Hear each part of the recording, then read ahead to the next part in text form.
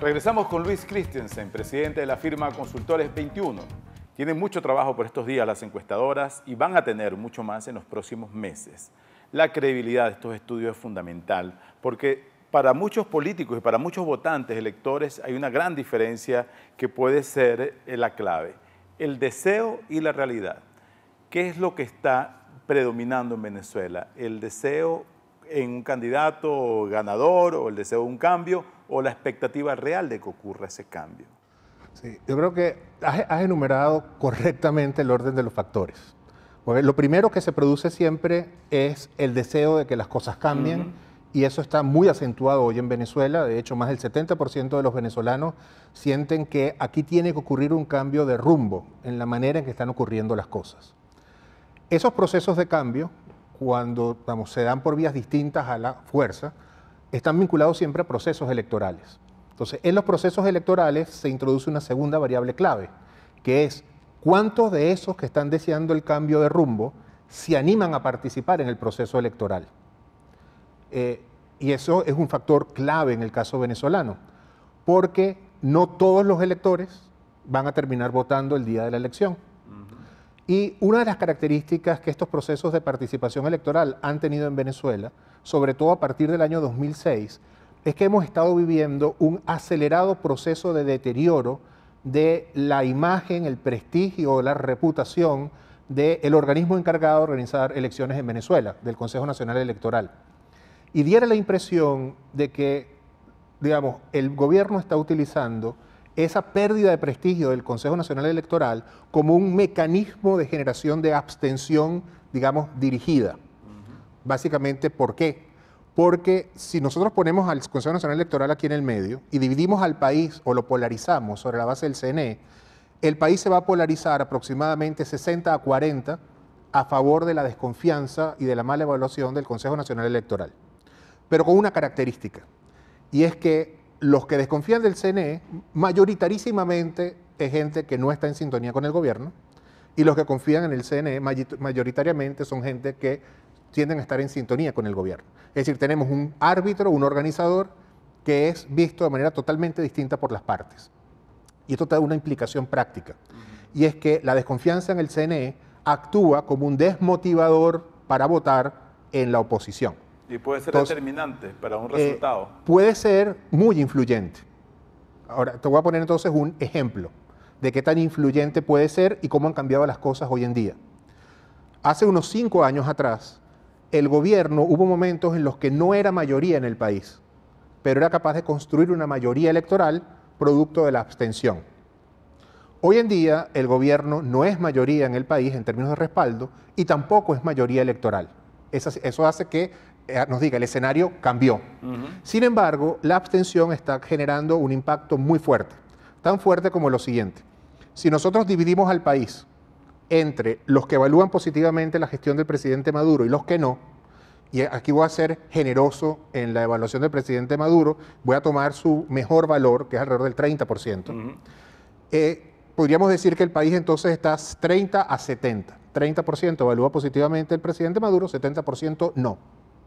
40 puntos de diferencia. Cuando nosotros pasamos esa relación por el filtro de la abstención o la participación electoral, esa diferencia se reduce a poco menos de la mitad. Esa es la dimensión del impacto que tiene la abstención. 15%, es decir, entre el 15 y el 20% a favor de la oposición. Claro, en el pasado, al pasar por este filtro, ocurría que el gobierno se hacía mayoría electoral. Hoy en día eso no ocurre. Además, la diferencia a favor de la oposición se ha venido ampliando en el transcurso de los últimos 9 meses. Pero está muy claro que si alguien perjudica la abstención como actor político, es a la oposición. Lo cual supone que para el gobierno la abstención es un factor de contención del voto. Para la oposición, la abstención es un enemigo importantísimo que debe vencer. Por eso el gobierno está propiciando esa abstención. Pero es posible, porque las encuestas de ustedes, cuando miden la popularidad o el rechazo, etcétera, ese 30% que acaba de mencionar, que es el mejor de los casos, después no sé cuál sería el peor, pero ¿se puede trasladar eso a una conformación de un cuerpo colegiado como es una Asamblea Nacional? Guardando esas proporciones. No necesariamente. Y ahí tiene una gran influencia la manera en que se plantea la campaña electoral. Es decir, es muy claro que lo que vamos a tener el 6 de diciembre no es una elección presidencial, sino que es una elección de diputados, además por circuitos regionales. Dependerá entonces de cómo se hace el planteamiento. ¿A qué me refiero con esto? El gobierno debería hacer un gran esfuerzo por recordar a los venezolanos, esto no es una elección presidencial, esto es una elección entre el PSV y la MUD, una elección de partidos. La MUD debería teóricamente hacer un gran esfuerzo en tratar de convertir esa elección de la Asamblea Nacional en un juicio o en una evaluación de lo que es la forma en que los venezolanos están viendo la experiencia. Un plebiscito gigante. No un plebiscito, ¿no? Porque el plebiscito es convertir eso en una elección presidencial. Es decir, en un proceso de juicio reflexivo. ¿No fue lo que intentaron hacer en las elecciones de concejales? En las elecciones de concejales el planteamiento fue plebiscitario. Es decir, casi el planteamiento, al ser un plebiscito, es si la MUD gana esa elección, Maduro deja de ser presidente, lo cual no es real. Claro. Sin embargo, esa elección plantea una oportunidad que es que al final, si el PSV gana una mayoría o mantiene una mayoría en la Asamblea Nacional, eso va a significar mantener o aumentar el poder del presidente Maduro. Dentro de esa lógica de juicio reflexivo, para los venezolanos, mayoritariamente no ven atractiva la idea de que Maduro tenga más poder del que tiene ahora, porque más poder genera las dudas de qué puede ocurrir si hasta ahora con el que tiene no ha logrado resolver las cosas. Entonces, no lo planteo en términos plebiscitarios, porque al final esto no es una elección donde se decida si se mantiene o no el presidente, sino en términos de poder focalizar todavía mucho más, centralizar todavía mucho más el espíritu de la elección. Es decir, al gobierno le conviene que esto sea una elección entre partidos desagregada en el país. A la oposición le conviene que esta sea una elección lo más focalizada en términos de concentración del voto. Entonces, por ejemplo, la MUD ha logrado tener una tarjeta única. Ajá. La lógica de la tarjeta única se insertaría también la lógica de un planteamiento de concentración en términos de intención de voto. Está claro que el gobierno va a intentar y va a continuar intentando contener al voto opositor. Es decir, porque los estudios de opinión pública vienen mostrando que la brecha se va ampliando. Vamos a imaginarnos que el ejercicio de contención del gobierno es que está construyendo una represa. Las represas contienen el agua, a menos que el agua logre sobrepasar la represa y la represa colapse. Como el sistema electoral venezolano, para el caso de Asamblea Nacional, es un sistema que privilegia a las mayorías, el gobierno está intentando contener al máximo ese caudal de votos opositores, y si los logra contener, puede tener éxito, es decir, perder la elección en voto popular, pero mantener su mayoría en la Asamblea.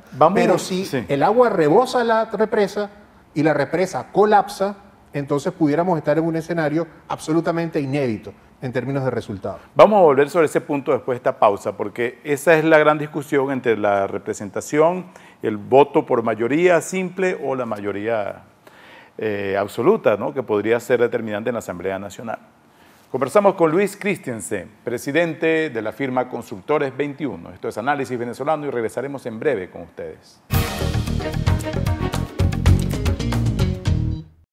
Quality Engines te presenta estos modelos disponibles en su lote de vehículos. Toyota Camry 2012, 4 cilindros, radio con pantalla, 63,000 millas, un solo dueño, 0 accidentes, Carfax limpio, título limpio. Puede ser tuyo por $220 al mes. Toyota Corolla Sport 2013, paquete deportivo, rines de aluminio, 58,000 millas, un solo dueño, 0 accidentes, Carfax limpio, título limpio. Puede ser tuyo por solo $232 al mes. Volkswagen Golf 2012, versátil, bueno en gasolina, 60,000 millas, un solo dueño, 0 accidentes, Carfax limpio, título limpio. Puede ser tuyo por $193 al mes. Si mencionas este anuncio, te regalamos un set de alfombras y un GPS con la compra de tu vehículo. Recuerda, nosotros somos el banco.